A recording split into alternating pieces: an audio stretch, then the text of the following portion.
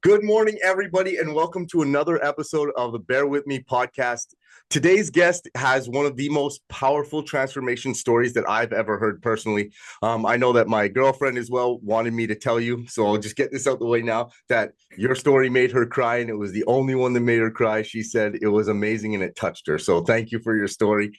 Um, he went from weighing over 150 pounds, 550 pounds, and dropping more than 300 pounds.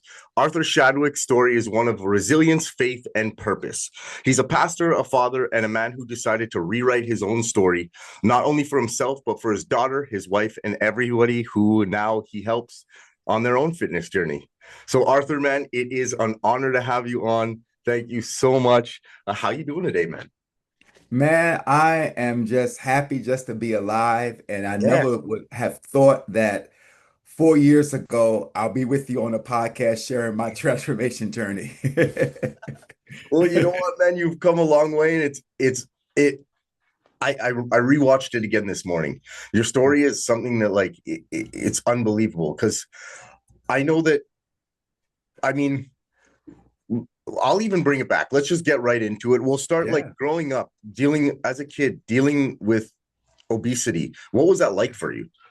Like, what was? So for me growing up, I grew up in the South Bronx, grew up in the inner city. Okay, So I live in Jersey now, but I'm originally from New York City. So I grew up okay, in the Bronx. Shout out to the Bronx folk. And so that was my experience growing up. Had humble beginnings, but our household was full of love. But my family, we came from, back then was that we were big boned back then. That was the nice way of saying we were a little overweight. And so we always did everything around food, festivities, everything was around food. And so when it came to just looking at, our lifestyles, we didn't really say anything wrong with it because that was kind of the way we grew up. Mhm. I think for me, I didn't really see the difference in terms of me being obese until I, started school. And when I was in school, I couldn't participate with some of the sports activities. I Yeah, remember we had to do like this obstacle course in elementary school, and you had to climb the ropes. And I'm like, yeah, I can't climb no rope. yeah, I'm yeah. not getting up on That no ain't gonna rope. I happen. can't put my weight up. And so it was just things like that. When I went shopping for clothing, I couldn't shop with the regular with the other young boys were shopping at. I had to get what they call husky size clothing. And so it was things like that caused me to really kind of feel the difference. And so, when we had sport games and you had to pick your team members, I never got picked. I was the Yeah. last one. All right, I'll take Yeah. Arthur, on my team because he ain't gonna be able to keep up with us, type of thing. So it was just things like that affected me as a child. I was bullied, as a child, after school, they picked on me because I was different. I wasn't someone, that was, very outgoing. I'm outgoing now, but I was very quiet growing up. I was very quiet growing up. So I was, very introverted. I didn't really do too much stuff. I guess kind of, had maybe a few close friends, and that was kind of it because that's the type of life that I live. I was very reclusive, And it growing up. So, becomes one of those cycles of like I eat because I'm unhappy, but I'm unhappy because I eat. you got it. Yeah. And then Yeah. And that was my cycle. And I think for me, if I look back at my life now, I would say that I thought I was in a worse state or worse state than what I actually was. And I think for me, because I was so stuck on depression and just dealing with that and just having poor low self-esteem and just, I dealt with a speech impediment. You might hear it come out from time to time. I stutter sometimes. And so even dealing with that, it was assortment of all these things that really just caused me to just kind of just, live in a box and kind of live in a shadow. And mhm. so just battling obesity on top of that was just kind of like a toxic cocktail, if you will, that just kind of just poisoned my life for sure. Okay. So you mentioned that you used food to social to soothe the emotional pain, right? Now, what were some of these like the things that would trigger you to start eating or to use food as your coping mechanism, Yeah. right? I think that for me, it was definitely more emotional eating in terms of just feeling low self-esteem. Mm. When I felt overwhelmed, when I felt stressed. when I felt that I wanted comfort. I Mm. didn't have, again, I didn't have a lot of friends. So food was my Yeah. comfort. It's food and Yeah. TV. And, back then, Atari and Nintendo. Yeah, I just gave my age away. People probably Yeah. don't know what Atari is, but I do. I do. Atari and I Nintendo, got you. and so those were the things that, brought me comfort, but for sure food. I mean, just snacking, uncontrollably. I remember growing, my mother was like, okay, I bought a box of Fruit Loops, but then by the middle of the week, the whole box of Fruit Loops will be gone because Oh, I pretty much ate them all, eating two yeah. and three and four or five bowls, of cereal, and Mhm. stuff. And so I just developed these unhealthy habits, and the older that I got, the worse it got. Okay. And do you think there were moments where you did that because you felt like unseen or misunderstood because of your size? Oh, absolutely. Yeah. Absolutely. Definitely. Mhm. And I think it was also at time as I got older, it was at times a way to almost punish myself because I didn't feel I was worthy to live the Oh, healthy life. And so that, sometimes it was almost like a self-infliction, like you ain't gonna change anyway, so just do what you want to do, just eat the food, just comfort yourself. And so as I got older, it was the reverse. It was almost like a self-sabotaging, if you will. I was gonna say, I feel like a lot of us don't realize because I have a lot of clients that I talk to about it, and one of the things that when I was going through my stages of stuff that was um self decaying or Inflicting, yeah. self destructive Hmm. is that's the exact mentality I had was I'm not worthy of the good things that I'm getting, or I'm not worthy of what I want. Yeah. So you would self-sabotage and you would make yourself feel, or you would do things that ultimately weren't good for yourself or weren't putting your higher self at priority. And it Right. made things worse, and it's just a dirty cycle. Now, I know that you're a pastor, right? Yes, I am. Okay, did you grow up in the church? No, I didn't. So I Okay. didn't grow up in church. I came to faith and became a Christian when I was in my freshman year in high school. And Okay. so that was a pivotal point for me because that became an outlet for me besides the Mhm. food to help me in my relationship with God. And so that was something that was, I think, a part of my transformation journey, but Mhm. it took time to get where I was today, for Okay, because I sure. was gonna say, do you think that food also, because I mean I grew up in the church and Mhm. there was always cookouts, lunches, Yeah. barbecues, stuff like that. I was gonna say, do Hmm. you think all that Hmm. good food attributed since like the good vibes, being in a church community, being there is like, you know what? Well, food's always been good to me. These are good vibes. I was gonna ask you, you think that maybe could have attributed to it? Because I know a lot of people like they're like, "Well, Listen, most definitely. I think that, when it comes to, especially, when you grow up in the church, it's always food. There's always types of, always different delectables and different things that, that are there.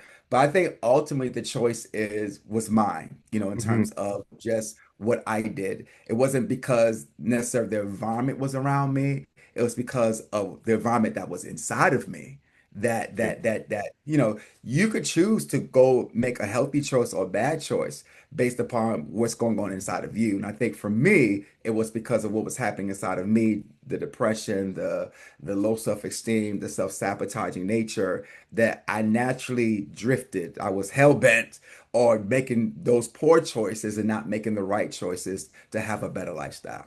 So looking back at it, do you think that your weight kind of represented emotionally or spiritually where you were at that time in your life?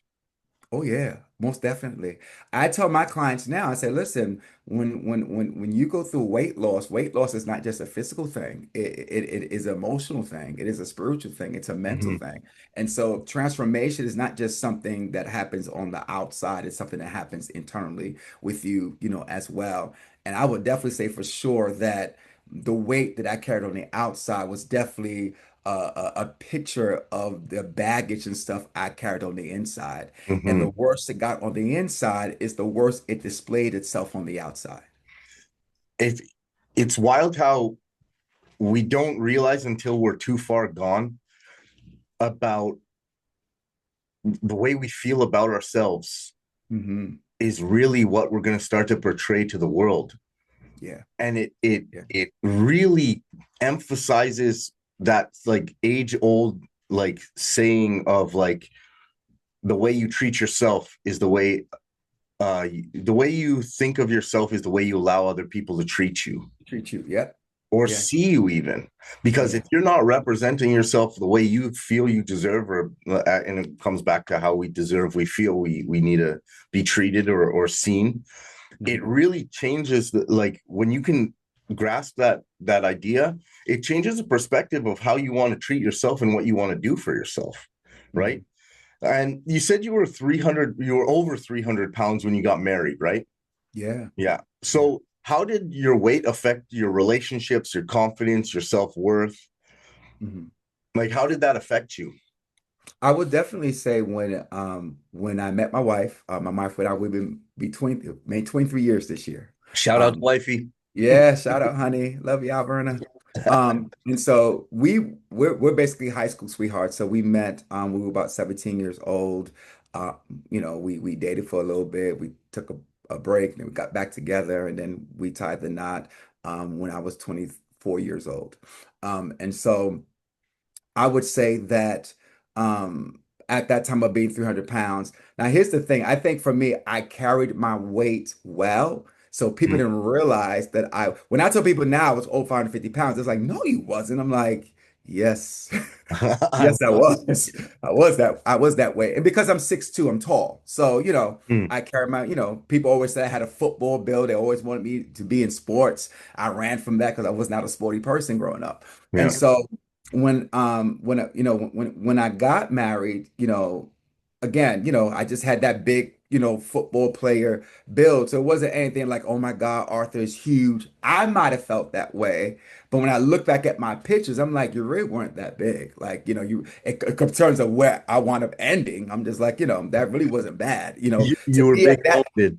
yeah, big boned, exactly. Like, just a big guy. You just got that big bear, Yeah. husky, type of look, and that's, how you are. And so I think for me, my community, my friends at that time, family at that time, that's all they saw. It's like, oh, he's just on the big side, but it's cool or whatever. At that time, I didn't have any really health issues or anything like that. I was still mobile, I could still get around. So it wasn't really anything that was like off the radar to say there's something really going on, Mhm. with Arthur. It wasn't anything like that in my early 20s. It wasn't until I got older, in my later 20s, then things began to shift and things began to change for me for sure. Okay. And here's one for you. What role do you think your wife played in your journey of getting healthier and like that support system? Oh my goodness. If I talk too much, I might start tearing up here, man. We For had to real. we had to But get something that mattered to you for a second. listen. My wife, besides God, has been my rock, in this process. She's always believed in me. And that's why I married her, because Mhm. she's always saw the best in me. And, she's always been a sense of encouragement, always being the person to say, I'll support you no matter what. And so, and I accept you for no matter what. And so if I was still 550 pounds, she will still love me for where I am. Mhm. And so for me, it's just like that's a love you can't find anywhere, everywhere.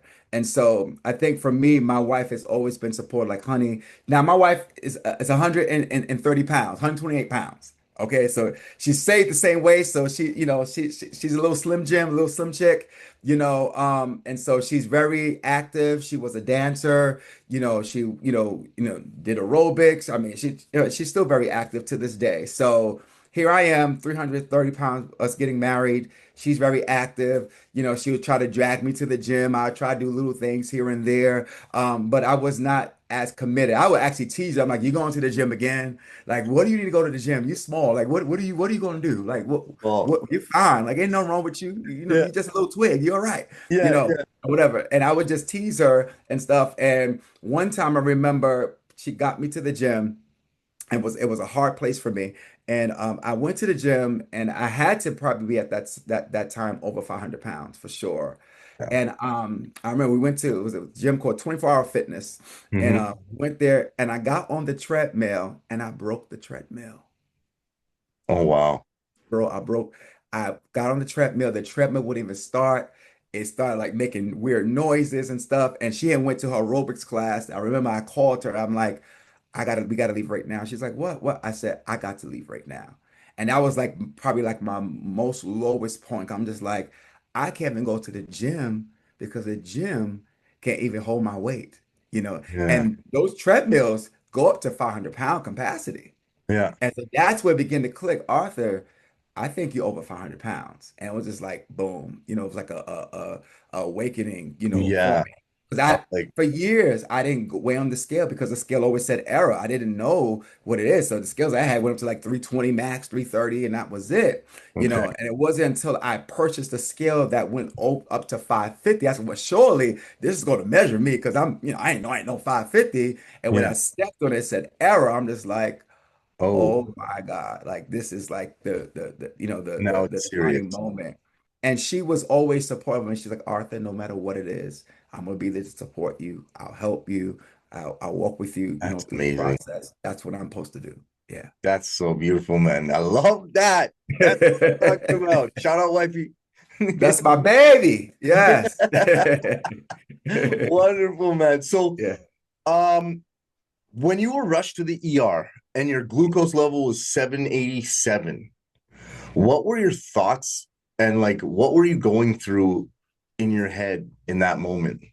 Yeah. So I was about 29 years old. Um, I was having issues with constant urination. I knew what was going on. This was happening for like maybe 6 weeks.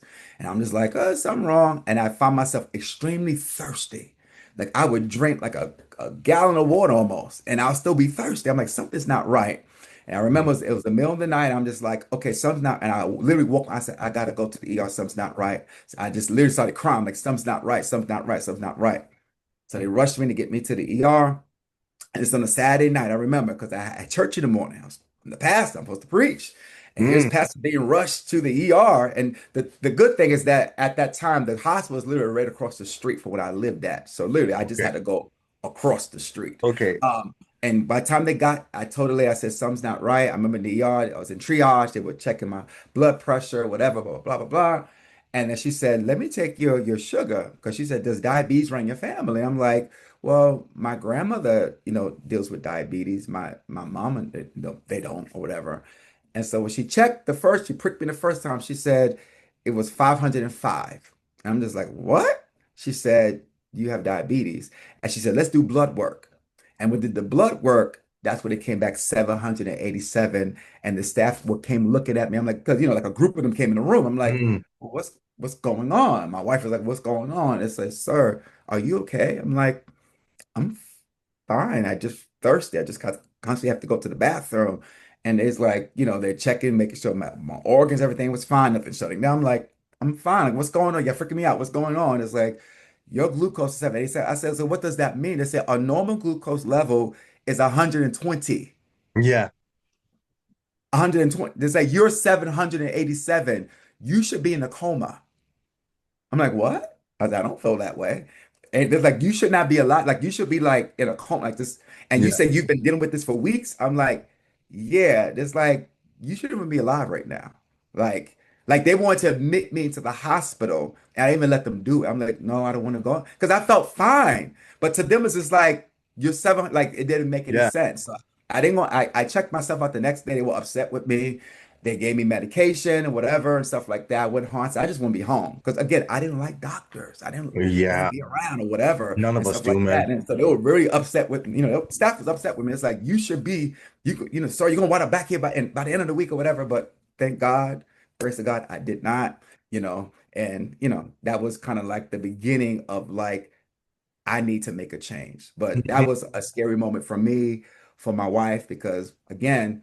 I've never done anything like that. I didn't have any type of health issues up to that moment, no blood pressure issues, nothing. And so when that came, that was like a big And I almost want to live in denial, like it didn't happen. Like, oh, it's not bad. Your grandma's dealing with it. You could deal with it too. It's not bad, but it Mhm. really was something that was really detrimental. Yeah, so that's what I was just gonna say. I was gonna say you said you kind of like still lived in denial after I that. Like did. what kept I you there? did. Because for me to admit that I had diabetes was me to admit defeat. And so it's like, Mhm. I didn't want to feel defeated. So out of sight, out of mind. And so, I did what I need to do to get it down to a normal level. But probably for 2 years, I lived with my sugar probably in the 200s, 300s still you know, and I didn't realize that I was damaging my body by doing that. That's how I developed fatty liver disease and was hurting myself. I didn't know. And so I lived in it now because me being a person of faith, I'm like, okay, I believe in divine healing. I believe that, this, I'm not gonna, I'm doing God's work. God ain't gonna let me die, whatever. So I'm helping people, so Yeah, he's gonna help me. I'm a So soldier. so all the things that you tell yourself, and it sounds good, but it really don't really make sense. We look at it on paper, like, okay, that doesn't make any sense. Yeah. Like, come on, let's use some real common sense here. And I think for me, I was almost in a state of mildly being delusional because Mhm. I just thought that if I didn't focus on it, then I would have to be concerned about it. But it was right there following me as I got older and older. And by the time I got to 35 and got that scale and it said error at 550, I was like, something has to change now. Like something Mhm. really, has to change. And as a pastor, you're always preaching transformation, inward, outward. So how did how did it feel to carry that internal conflict of not kind of essentially practicing what you're preaching? hmm Well, How I that surely wasn't practicing while I was preaching when it came to that. I think Mhm. for me, again, it was like the alienation. It's almost like do as I say, but not as I do.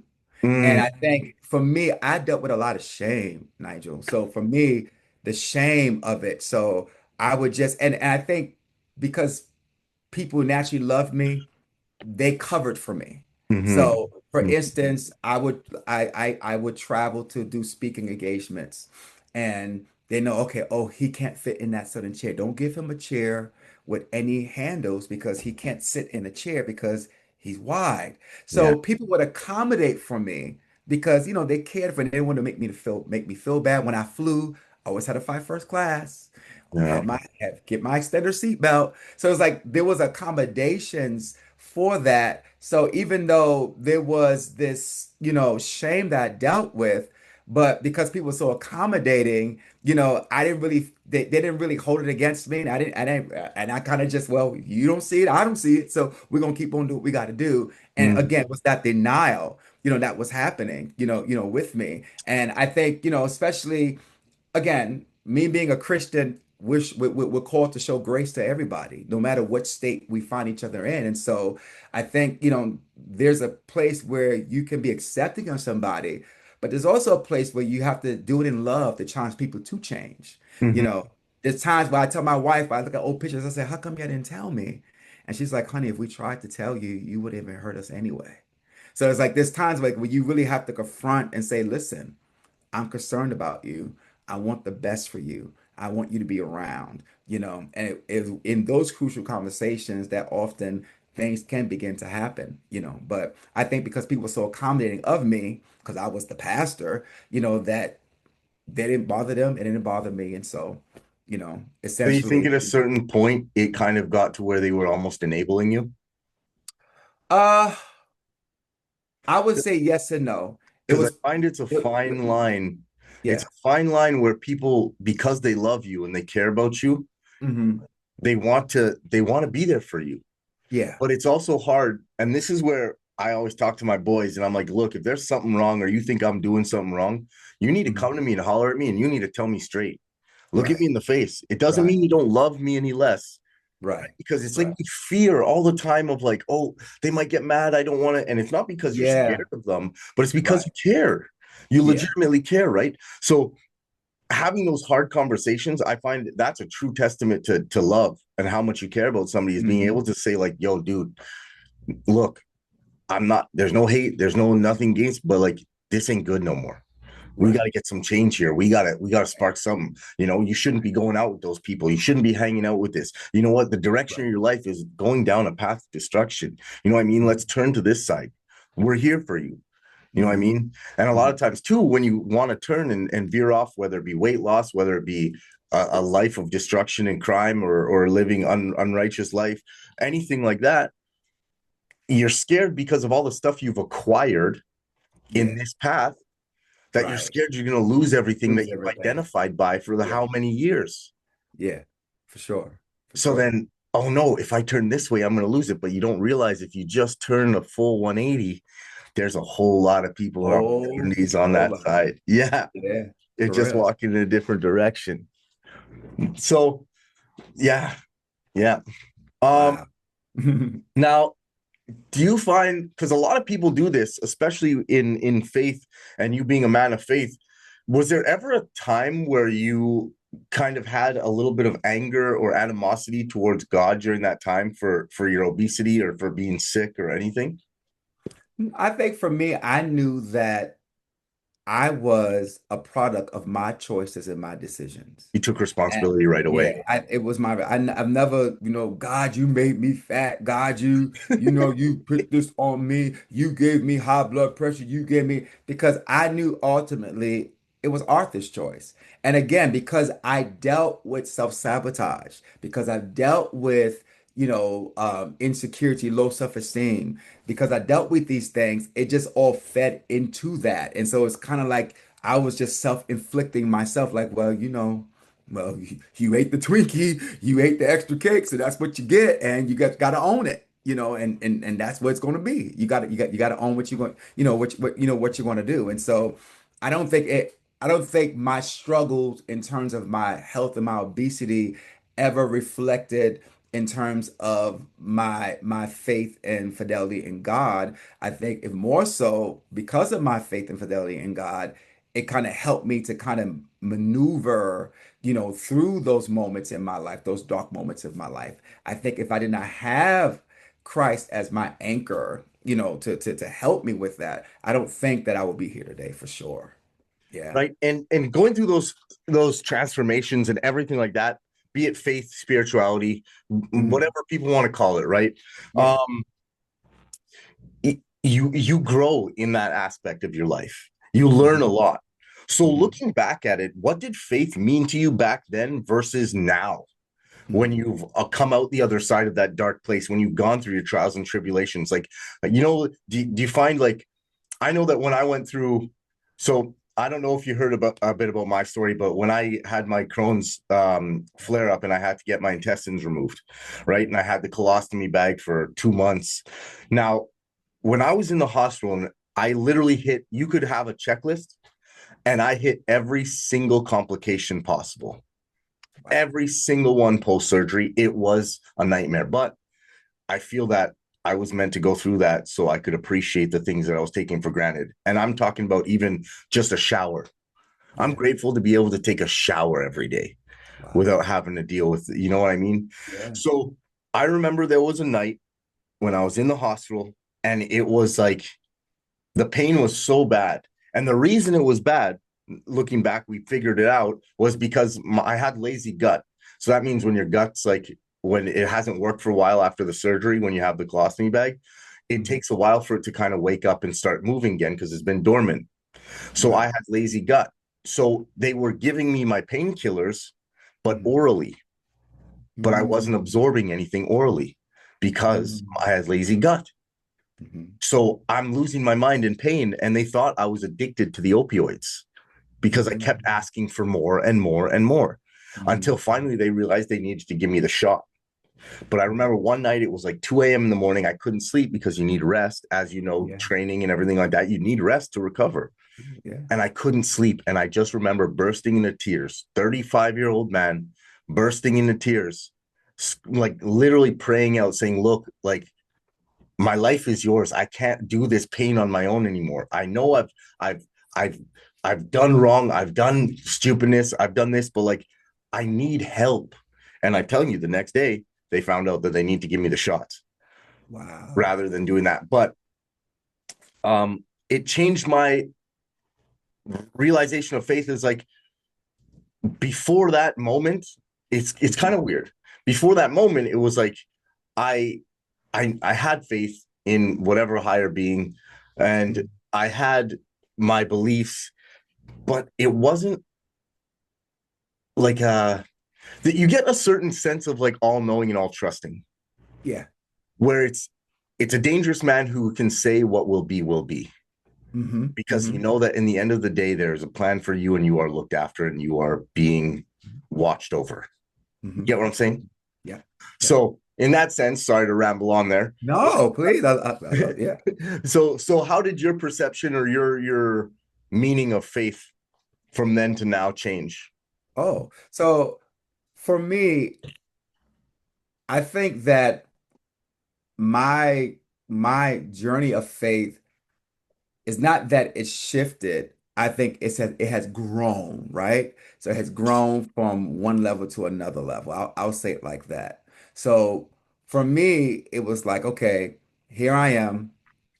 I put my faith in God. I received Christ as my Savior. I'm doing His work, right? I'm helping Yes. people. I'm a pastor. I'm a life coach. I'm doing relationship conferences. I'm doing all these wonderful, wonderful things. But you can get so caught up doing the work that you can lose yourself.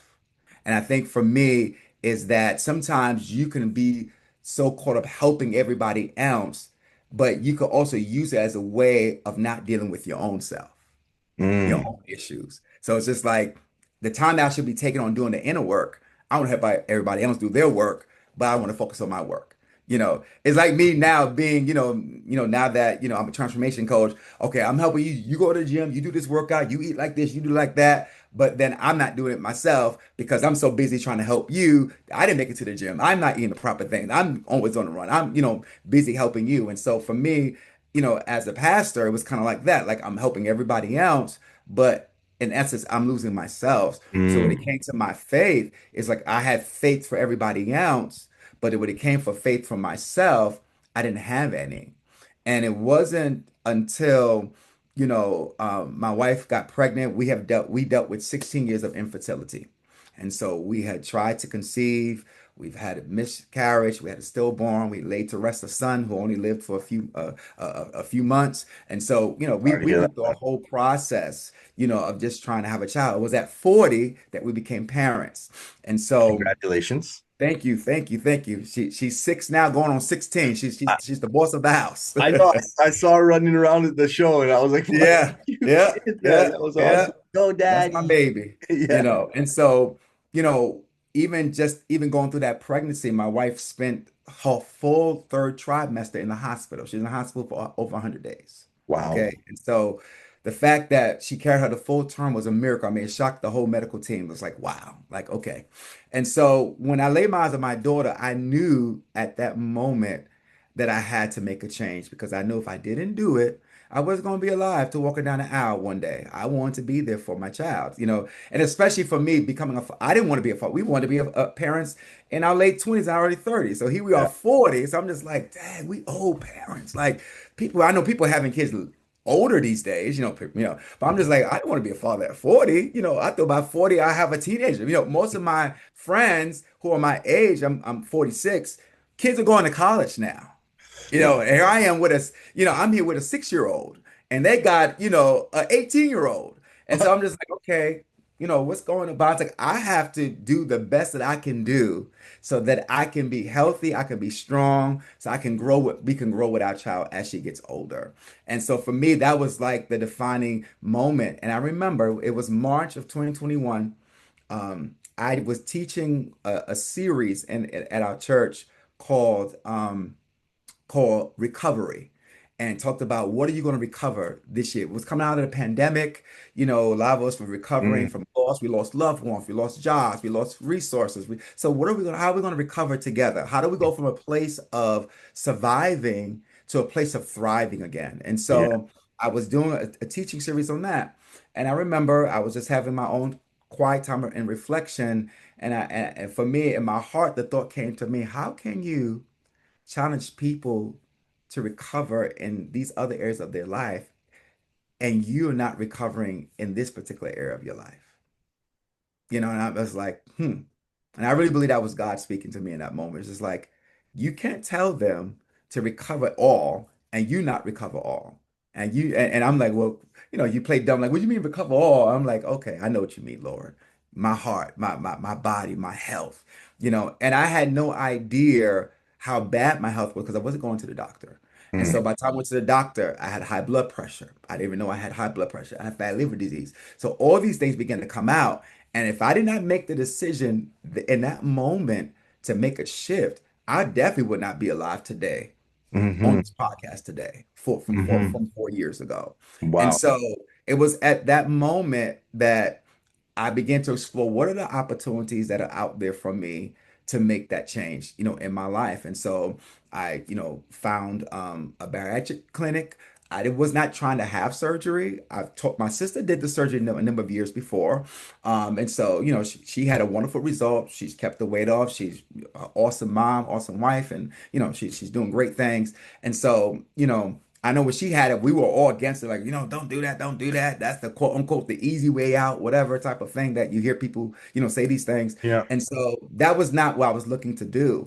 But the more I began to do research and the more that I was honest with myself, I felt for me, it was the tool that was given to me to change my life, and so I started the process, in March of 2021. And then August of that year, I had gastric sleeve surgery. And hmm that was the process, that I had.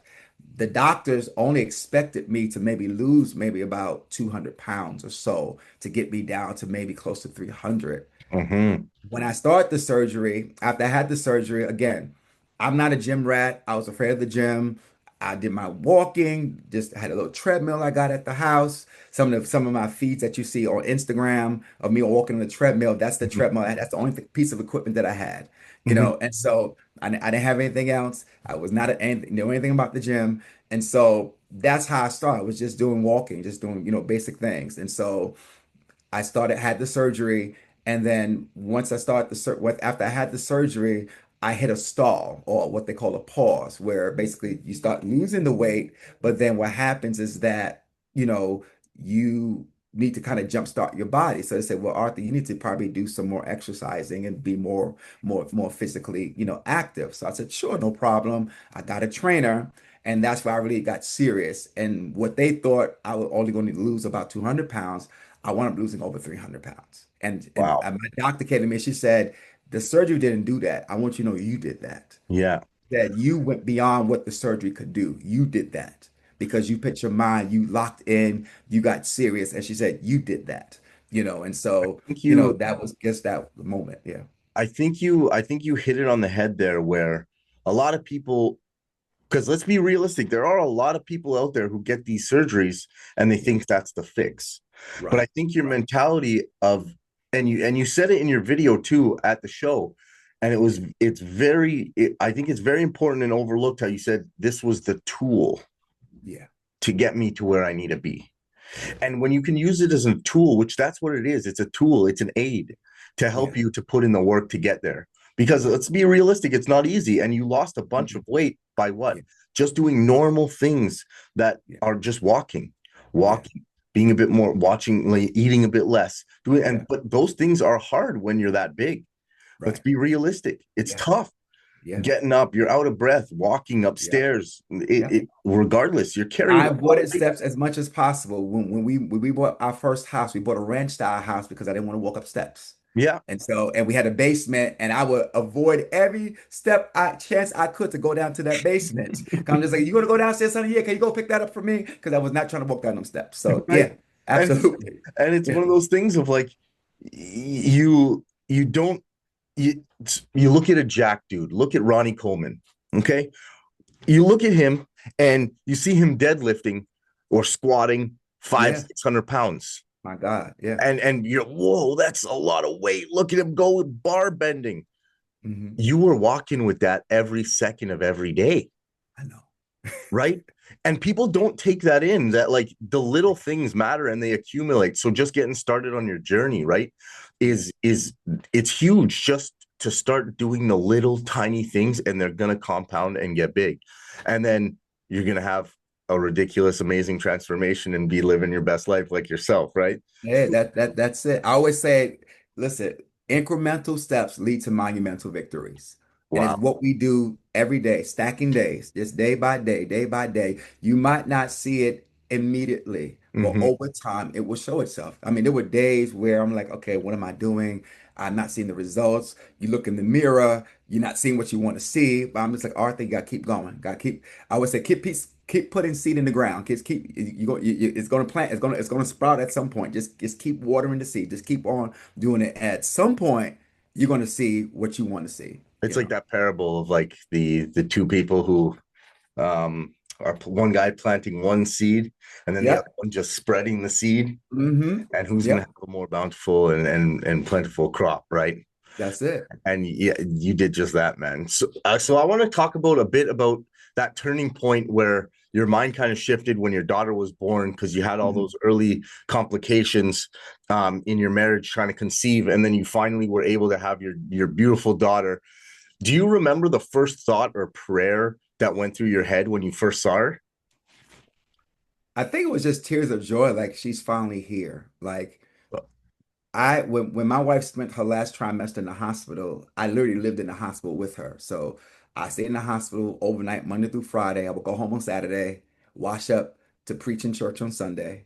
After Sunday, I would leave and go back to the hospital and do it all over again. Hmm. And I did that for 3.5 months straight.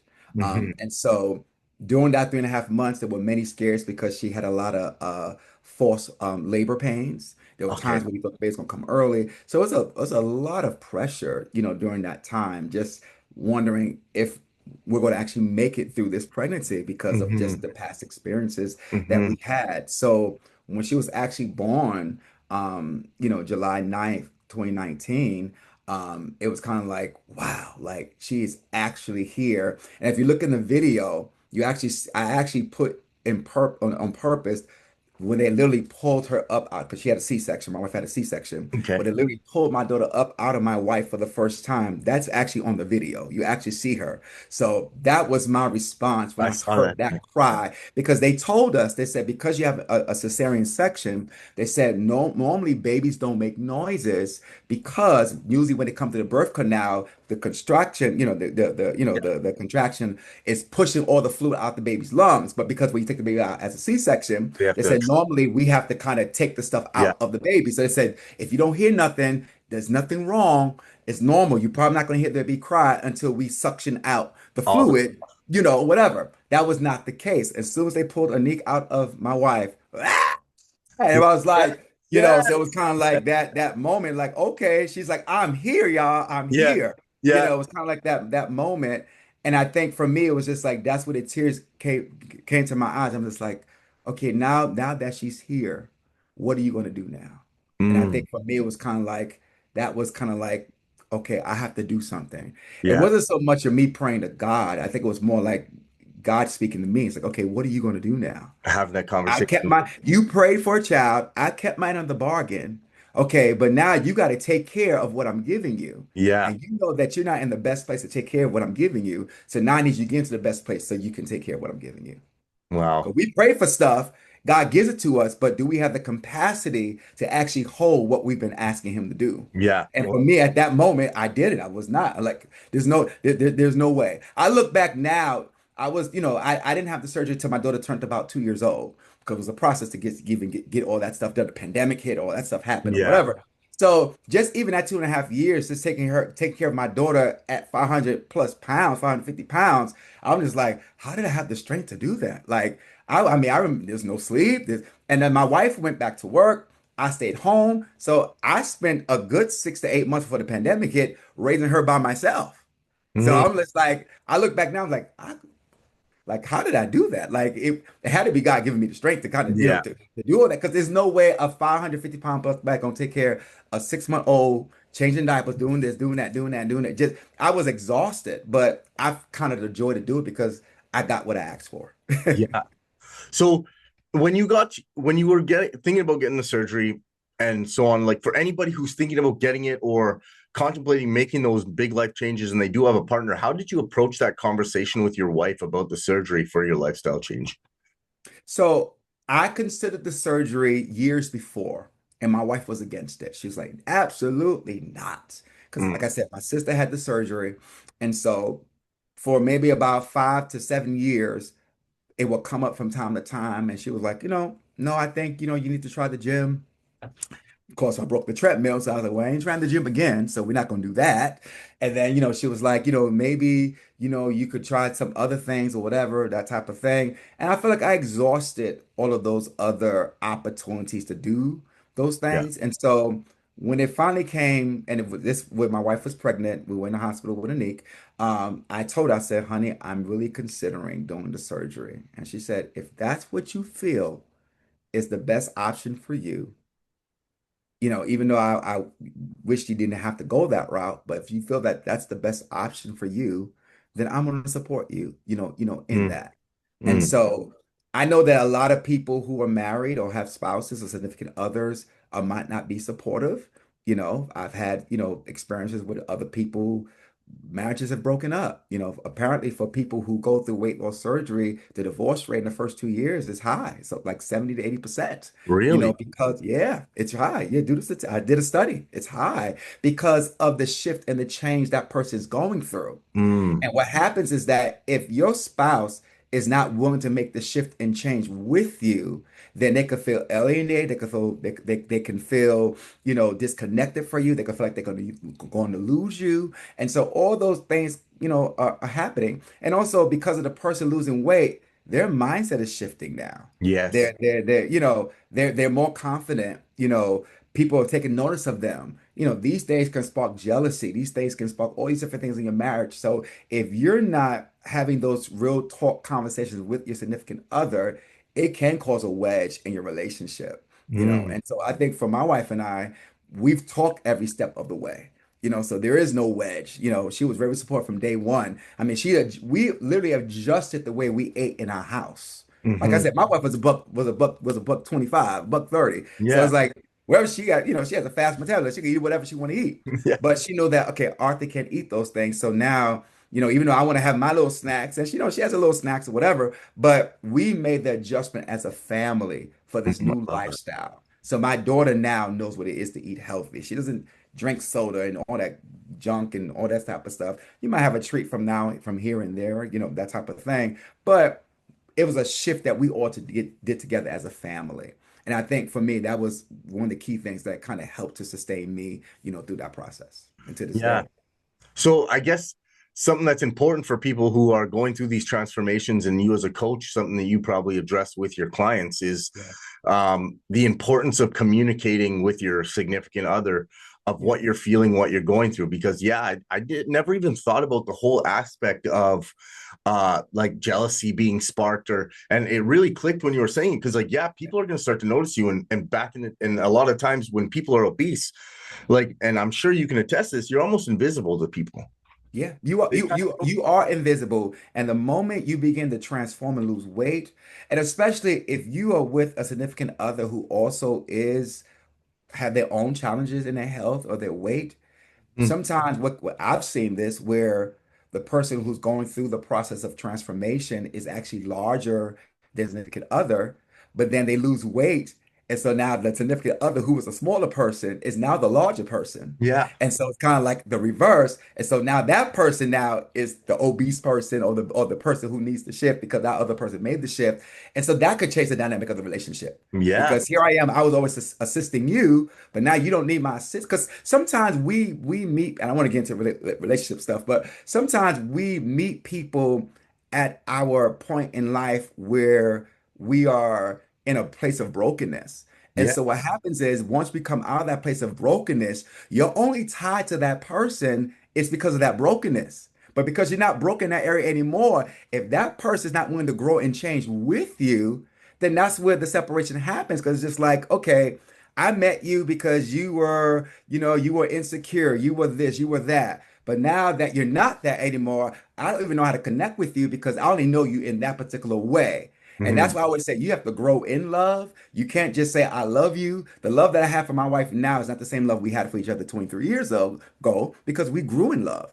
So It changed. I'm not the same person. She's not the same person. We have to transform together. And if you're not willing to do that, with your significant other as they're going through their transformation, you can lose each other in that. I literally just had this conversation with my girl, like maybe last week, but we were Wow. talking about just the idea of what our perception of love is.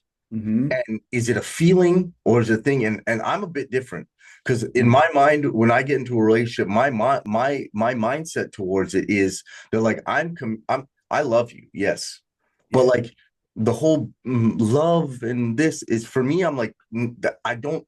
It, again, could be a hot take, but I think it's nonsense. I think it's nonsense Hmm. because my love for you isn't like this whole holding hand, kissing, this, that. No, my Hmm. love for you is that I'm committing to experiencing this life with you and the Yeah. good, the bad, and the ugly. So my point is that I'm going to experience you. I love you for who you are now. But let me tell you something. In about 2 years, when we're together, you're not going to be the same person, and I'm not going to be the same person. Right. So it's a constant phase of learning who Yeah. this person is growing and Yeah. having that appreciation Hmm. for who they're becoming in their existence, for who they're meant to be.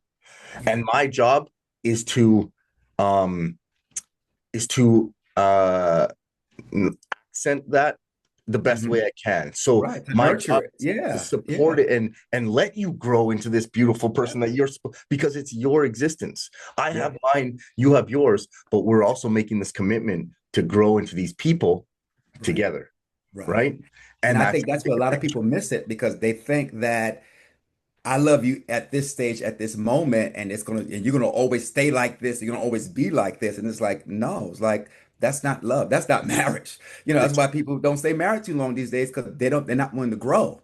They're and not willing to, they're not willing to grow together. they're setting expectations of what can you do for me so I Right. can be the best me. Instead, Yeah. I'm going to become the best me regardless because there's a plan for me set out for me and it is Right. done. Right. So what can Right. I do for you to help you become the best version of yourself? Right. So Right. then I'm going to get to experience the Right. best And you version of get and you you. get the fruitfulness, you get the benefit of your spouse being the best version of who they are. Exactly. Yes. And stuff. And so, people, some people is like, you changed now, and stuff like that. Or, they go to my wife, or you worry your husband's going to change or whatever. I'm like, what's wrong with you? I'm like, this woman has stood with me from the get-go where y'all didn't even know who I was. You So I'm feel just me? like, Yeah. she's going to get the benefit of me being who I am now because she stood with me back then. We've grown in this thing together. Yeah. I'm helping her to be the best he could be because she's grown in this thing together. We've labored in love. Love is labor. We've Yeah. labored in love together to work this thing. So yeah, I'm not concerned about all of this stuff out there. It's like, no, we've been building something together over the years as we both have been transforming into the best person that we believe that God has made us to be and wants us Yeah. to become. We did this brick by brick. We did this. Yeah. Yeah. It Yeah. gives you a sense of pride too. Not to walk Yeah, around for like, but you know sure. what I mean? I always say it, chin up, chest out. You know what I'm saying? Yep. Like, That's yo, it. we did this. Yeah. Yeah. I love that, man. So what do you think was some of the hardest habits you had to break mentally or physically? Mhm. Um, Self-sabotage was what was a big one for me. Hmm. Um, because because of the shame, I've always had the mindset of thinking negative. So one of the things that I do now, and it was very beneficial for me, and actually it's funny, I made a post on it this morning, if you go on my IG page, on the power of affirmation. And I began to do self affirmations. And so when I started this process, I had a mirror in we had a mirror in our bedroom, and I literally bought stickers of affirmations. I am worthy. I'm good enough. I'm confident. I can do this. Change is possible. And just different affirmations. And so every morning I would get up. I would literally, I know it sounds crazy. I would look in the mirror and I would quote those affirmations to myself to say, Arthur, you're capable. You're worthy. You can do this. Not you're not going for perfection. You're going for progress. And just begin to give myself these affirmations to combat that negative stinking thinking that I had that would make me feel like I'm not worthy. I can't do anything. I Hmm. would self-sabotage myself. So for me, affirmation was something that was very helpful, that helped me to kind of break that mindset that I can't do it. And I Mhm. began to say, I can do it. I'm capable. I do deserve it. I do deserve the best, you know, because for so long, because I think for me, I used my weight as a punishment to myself. You know, that self-doubt, like it was a punishment. Like, you know, like I can't really be the best I want to be because I don't deserve it. So I'll just stay in in this place. And so it was kind of like rewiring my brain, retraining my brain to say, no, you're capable, you're worthy, you can do this. You know, give yourself more credit, give yourself more grace. You're capable of doing this. And so that was like a big a thing for me. And I think for me, that's why I even went to transformational coaching versus just becoming a physical trainer or fitness trainer, because I Mhm. realized for me, transformation is holistic.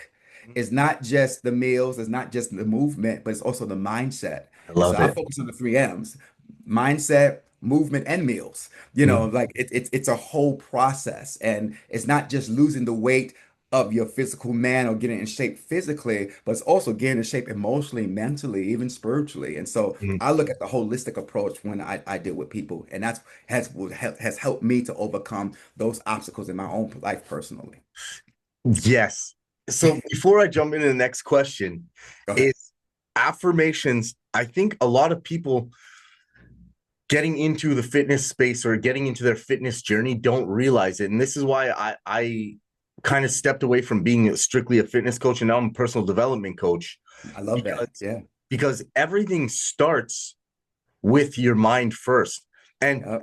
and I know how you were like, oh, you might think it's crazy, but I a practice I have that when I had a life coach, um, he actually gave me this, and you're actually, when you do your affirmations, instead of looking at it like, oh, I'm doing these affirmations and I'm what do they call uh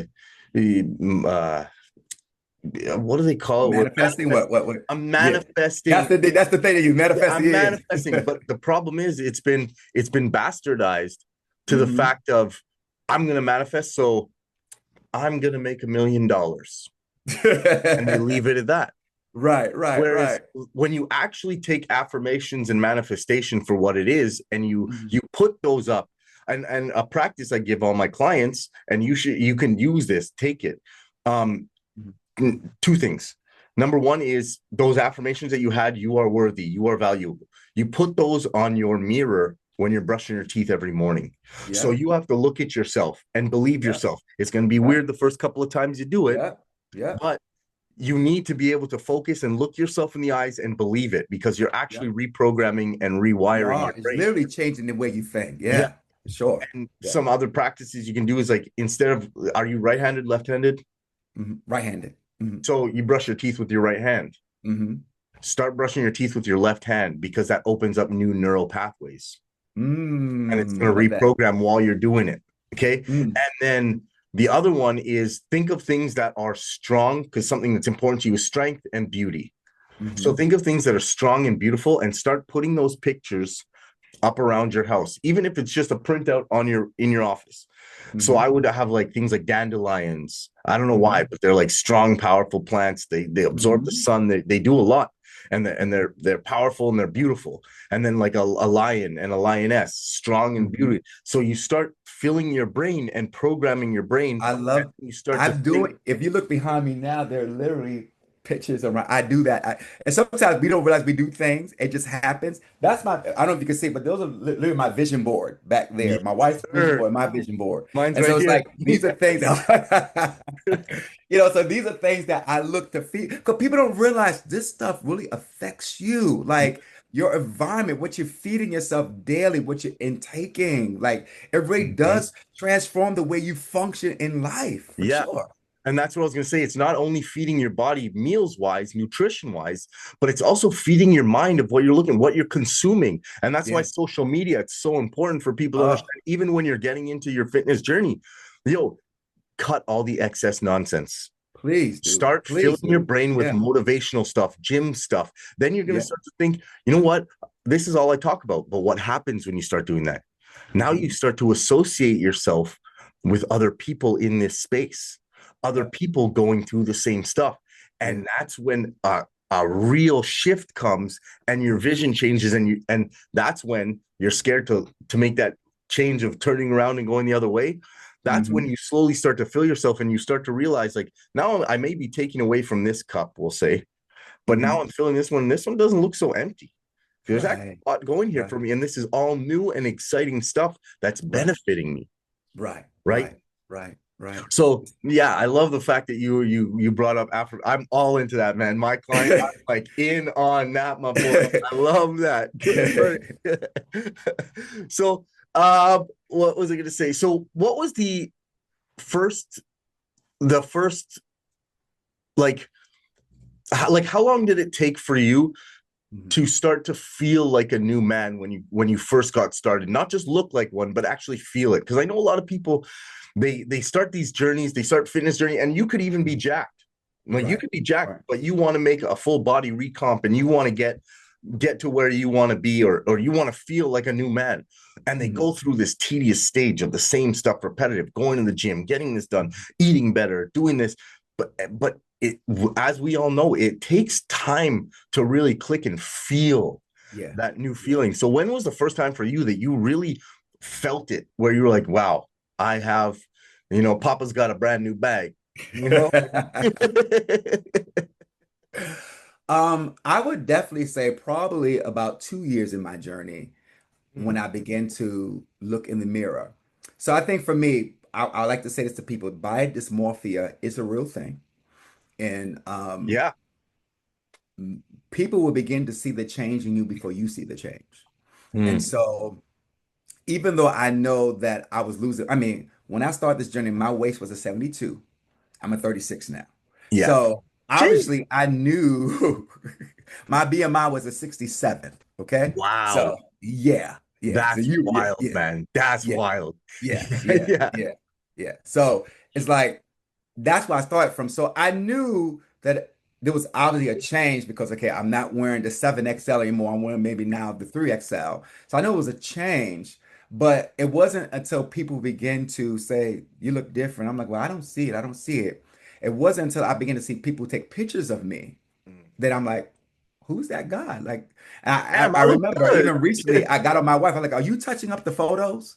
Like, are you using an app to like make me? She said, no. I said, are you sure you're not touching? You're not. She said, no, this is you, honey. And Nah, I think boy, for you me, look I had good. to kind Yeah. of like grab a hold, like, that is really who you are now. So definitely about 2 years ago, I began to see the change.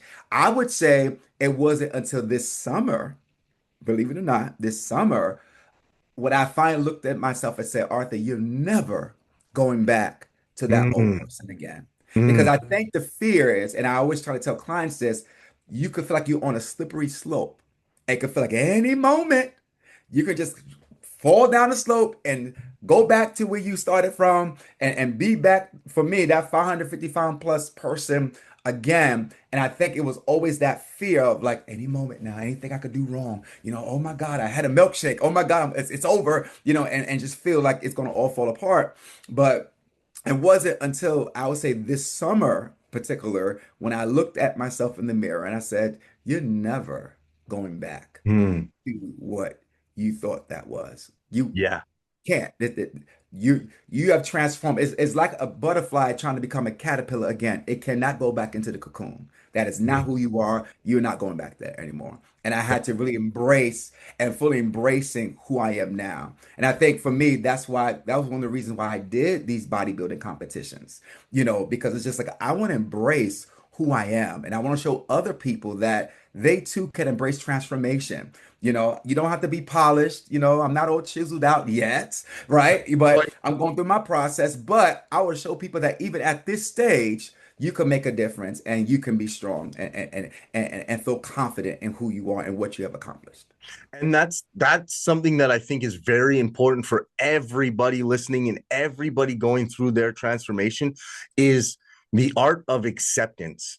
And that's Yeah. something you really need to understand and accept, is that you are worthy of those good feelings. You are worthy at looking at yourself and saying, damn, I did that. I look good. And no, no, you're not being vain. You're not being Right. cocky. No, you You put appreciate in the work. hard work. Look, this I look in my mirror. I was like, you did that, boy. You did that. That's what Like, I'm yeah, saying. Yeah. I give God credit, but you know what? God gave me the strength to do it. I had to do it. I had to Yeah. do the work to do Give it. So it's yourself a like, yeah, little bit of absolutely. this and You put in the work. yeah, you feel me? Yeah, that's it. Brush it off. You feel me? And that's something that people need to also celebrate those wins. Accept the Yes. fact that you're valuable enough to have those wins. You're valuable enough to feel those good feelings. You are worth it.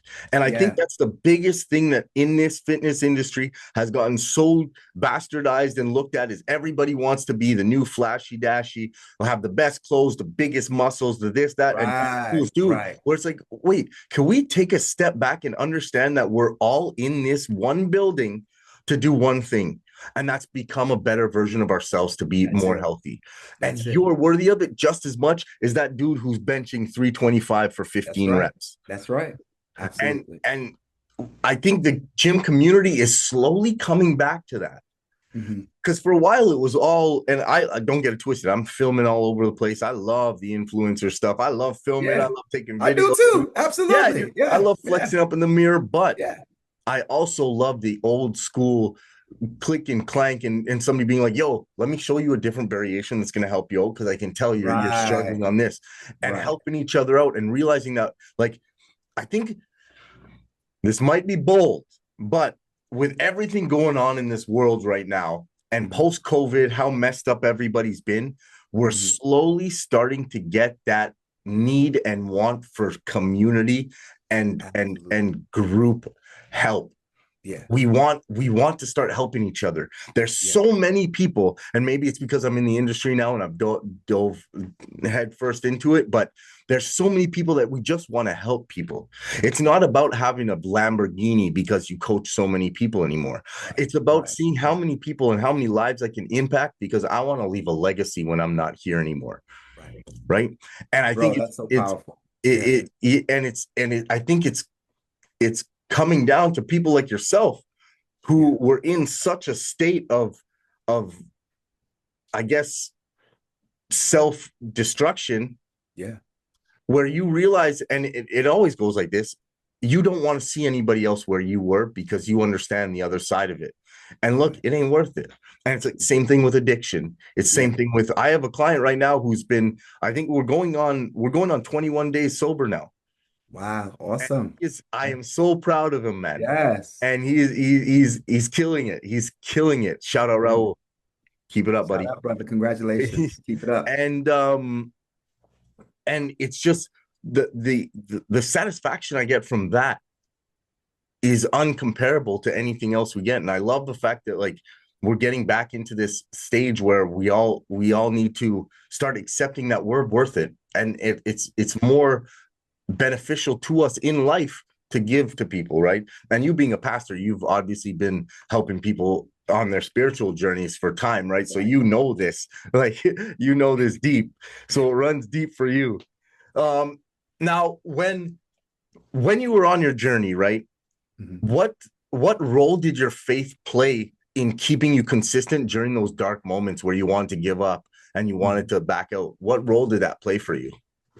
Um, I think for me, my faith was definitely an anchor for me, in terms of giving me a sense of hope and peace and a sense of I would say that sometimes when you're going through dark moments, you can feel like this is the destination and not just the thing that you're traveling through.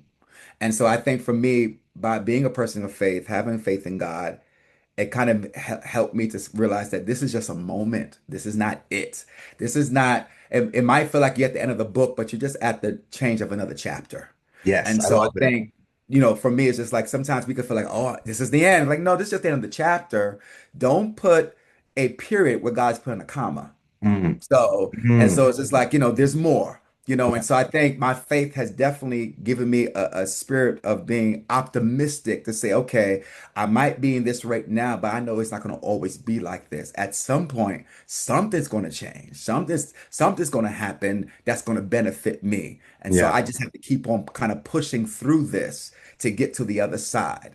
I always had faith to believe that at some point something would change. I didn't know how it was going to happen, but I had faith to believe. I just didn't know how it was going to get there. I didn't know Mhm. what the process was going, how was the process that was going to, take to get me to that place.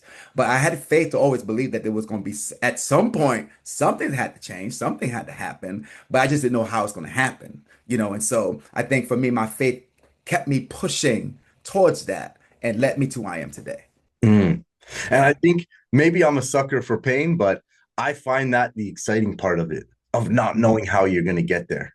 Mhm. And the It's the beauty, stressful part, but it is the exciting part because like, how is this really going to happen? But because that's that's what where faith you comes learn. in. Like you That's got to where you believe. learn. That's where Yeah. you learn the most Yeah. too, about Yeah. yourself, about your faith, about who you are, Yeah. what you're made of. And I think the Absolutely. exciting part of looking at it as a chapter ending Hmm. is when that book is being written, Hmm. you're the one holding the pen, my friend. Hmm. Hmm. You're the Hmm. one Hmm. holding that pen, so you get to write the next chapter. Hmm. It's not And like somebody's sitting there typing. No, that's you. no, That's all you, my boy. you got that. You got that pen in your hand, and that's the thing that that you're doing, and that's why even with my clients, I have transform your body, reclaim your life. By I talk about rewriting your story. So I said, you have Yes. that pen in your hand, you can shift and change what you want to see written in your next chapter. The Mm, power's in your hand. Yeah, mm. yeah, yeah. So I got one for you. Go ahead. I'm gonna test your I'm gonna test your pastor skills. Okay, Okay. here we All right. go. Here we go. Are there All right. any specific scriptures or principles that guided you in your weight loss journey? Yeah. Mm, I'll shoot real quick. So on my arm, there's a tattoo. okay. So I always wanted a tattoo. I know some people might be against it, but I always wanted a tattoo. Never Yeah. got a tattoo growing up or anything like that. Not because of anything spiritual. I mean, I just didn't have one, but I had a desire to get one. Mhm. And so this year, I got a tattoo. And for me, I'm not a person that's just gonna tattoo anything on my body. You're not gonna see skeletons and all that stuff. If that's your thing, that's your thing. That's just Mm, not my thing. For me, something that's gonna be etched on my skin has to be something that has great meaning to me. That something that I'm gonna have on until I die. I'm gonna be 80 years old with this thing. So, I want to have something that that means something. And so what has been a great encouragement to me is the scripture that says we walk by faith and not by sight. And mm, so it's like in this life, you can't always go by what you see physically. You have to go by what you believe in your heart, what God has told you according to his word. For me, that's how I stand. And there's another scripture that talks about faith without works is dead.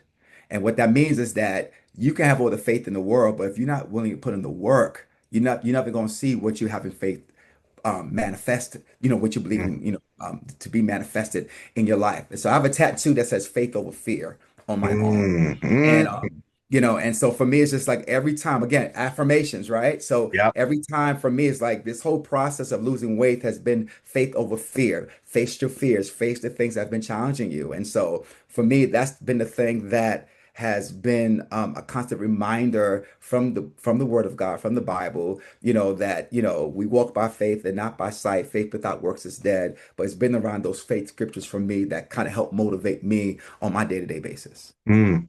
That's wicked. I Did I love pass the test? it. Oh yeah, you killed it. You killed it. So if somebody's listening right now and feels hopeless, what's the first step you'd tell them to take? I would tell them to take, first of all, I would say, look at your life right now. Look at where you are. The fact that you're still alive, you're still breathing. It might not be the most perfect conditions that you desire it to be right now, but look at where you are. The fact that you're listening to this podcast right now is a sign. I believe that God can speak in miraculous ways. It doesn't always have to be in the church sitting in a pew. It could be in the supermarket. It could be on YouTube right now. It could be you watching this on Instagram right now. You're seeing a short reel, and here I am talking to you. This is your sign. This is your moment right now. And so look at your life. That the fact that you're listening to this right now is the fact that things can shift, things can change, that you can write the next chapter of your story. You do not have to be a product of your past or of your trauma. Yes, that's a part of your story, but that's not the end of your story. And that you can change right now. And so I hope that's something that I said would help you to realize that you are more than what you're going through, and you are worthy, you are capable, you have it in you, and you will see better days. I love that, man. Yes. And then I guess honestly, man, I just at the end of the day, I your story has touched. I can't imagine how many people, especially after summer shredding, man. The your overall champion, Toronto 2025. Isn't Congratulations, that man. crazy? Is No, it, it's not crazy. bruh, You deserved it, man. bruh, You deserved it. bruh, You killed it, brother. bruh. Let me tell you something. A year ago, literally October of last year, I was inboxed on Instagram from a gentleman. Shout out to James Hergott. And James Hergott does a body transformation competition called Radical Body Transformations. And Yep. he said, Arthur, I think you should come and do my show. I was like, me? And I was like, me? Bodybuilding? Like what? Like I've been verbal about sharing my story, helping Hmm. people, but never ever thought about actually going on the stage and doing. I'm like, I don't know anything about that. I love Samson Dauda. I love some of these guys, Ronnie Coleman. I've watched these guys. I've appreciated the hard work and dedication they put into what they bring, when they go on the stage, but never myself doing anything like that. Again, I'm again not thinking about that. So after about 2 months of going back and forth on DMs back and forth why I should do it, I finally locked in. I said, you know what? I'm gonna do it. So January this year, I started my prep. Um, Prepping for it. We went to Radical Body Transformations. I said, well, hopefully, maybe I'll place. Maybe I didn't realize I was going to win my division, so I won gold. Sheesh. And so radical, so I got my first gold medal. That was like, wow, like okay, great. You And got then the a itch. friend of mine says, we're going to summer shredding. And I'm just like, well, I'm definitely not doing no summer shredding because I'm like, there's no way. I see some of them guys in summer shredding. Again, I'm not going to do that. So I'm just like, nah. And it's like, Arthur, you need to do it. You need to do it. You need to do it. And so finally, a friend of mine's who I met at RBT could not go to Summer Straight. He said, Arthur, take my ticket. Go in my steed. I'm like, really? He said, go in my steed, brother. I believe you could do well. So I did it. I signed up. I went to Toronto in August. Again, I was like hoping that maybe I'll just place maybe the top five or something. Maybe it'll give me an opportunity to go to the championship or something like that. But that's it. I wound up winning my division, of 150 pounds plus. And so I'm like, okay, that's great. That's a wonderful experience just to have that medallion to say, hey, Yeah. I'm not just fifth place, I am first place. That's wonderful. And then it's okay, you have to go back for overall. In my head, and you can see it on the videos that Summer Shredding is showing, in my head, I never thought in a million years that I would get overall. Like that shock is a real shock, for me. Just that experience. Mhm. Shout out to Goliath, to Simon, shout out, to Christian Guzman and everyone else who works behind Summer Shredding. It really was a life-changing experience for me. And it Mhm. was a way for me to share my story of transformation with the world. And that's the only reason why I did what I've done is Yeah. to tell people that it's possible. I didn't start, I'm 46 years old. I started this process at 41 years old. You can start at any age and any stage in life, no matter what walk you are, and you can start, you can be transformed, and that's my heart is to help people to do that. And so just to even a year ago, not even think about doing a body transformation, 2 gold medals and an overall trophy later, and just dabbing my finger in something new is mind-boggling. Mhm. So I'm not done with bodybuilding. It Yes, definitely has sir. been something that has opened up a vein for me. So I definitely will, consider doing more bodybuilding, transformation and even going to bodybuilding once I continue. I'm gonna have some loose skin surgery, some more plastic surgery and stuff done on Hmm. my journey. But it's definitely something that I enjoyed. And I have such a respect for you and for some of you guys, who the process and the work and the dedication, it's not easy. You're not getting up there No. just, I mean, it's a lot of work and dedication. And I mean, I was prepping 9 months straight, from January to September till we went down, to Damn. Houston. And so That I month. respect you guys. I respect the game. I respect just the strength and the tenacity that it takes to pull off something like that. So it's been a great experience for me, and I definitely, look forward to doing more in the future. for And sure. and Helping don't sell others see. yourself short. You did it too. So don't Huh? sell yourself short. You did I it. know, I know, You I did know. it. Don't My say us. affirmation, You're, I can do it. I am a that's what bodybuilder. I I'm can do talking it too. about, baby. Yes. Yes. Arthur, man, I appreciate you sharing your heart, your journey, your faith with us. And what you've done isn't just a weight loss journey. Honestly, it's a redemption story. You've shown Mhm. us what happens when purpose meets discipline. And for anybody listening or anybody who's struggling, just know that just like Arthur said, like your best chapter is still unwritten. Yeah, So, man, I appreciate you. Thank you so much for coming on. bro. And to everybody out there, thank you guys for bearing with me. Thank you guys. Thank you again, Nigel. Thank you guys so much for watching this episode. If you guys liked what you saw, please press subscribe, like, share, comment, do what you got to do. And once again, as per usual, thanks for bearing with me.